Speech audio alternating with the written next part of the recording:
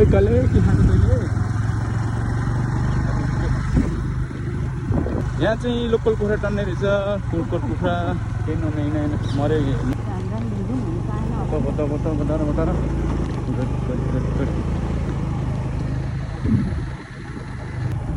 दुईटा बच्चाहरू र दिदी चाहिँले के पो बोकेर आउँदैछ।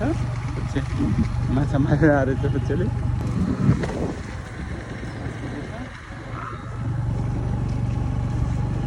यो सिमलको रुख ठुलो छ यहाँ पुरा जतासुकै हरियाली ग्रिन ग्रिन ग्रिन ग्रिन।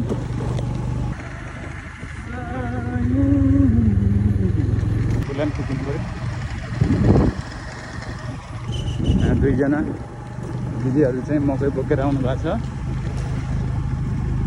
र यता पुरै खेतै खेत हो यो पुरै होइन कपाले छ खेतहरू।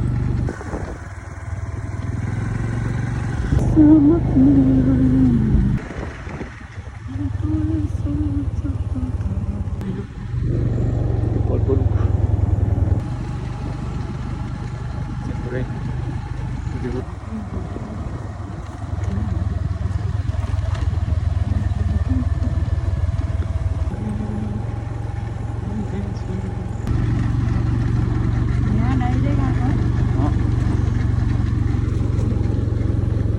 गनाएछ कुखुराको फार्म चाहिँ होइन यो ठाउँमा बेहरी गनाएको छ।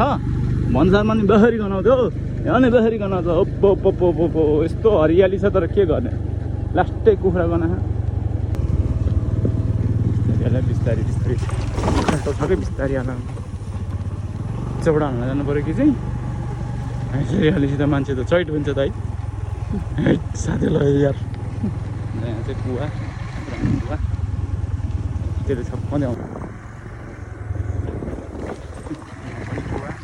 कुवा छ। सातो लाखा बुढी चाहिँ मेरो होइन साथी हो गाई जो सातो लान्छ के गर्ने होइन। अब सातो भयो भने अब जान्नै पऱ्यो सिक्नै पऱ्यो। गाह्रो छ हो गाह्रो छ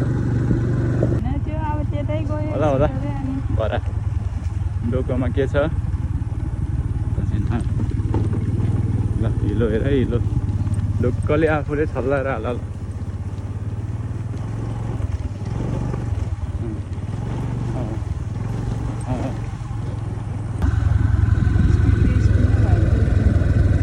के भन्छ स्पिड ठोकेपछि त त्यो त डाँडै हुन्छ। यहाँबाट चाहिँ पुरै बन्दीपुरको डाँडा 4 तारे होटल बनिँदै रहेछ।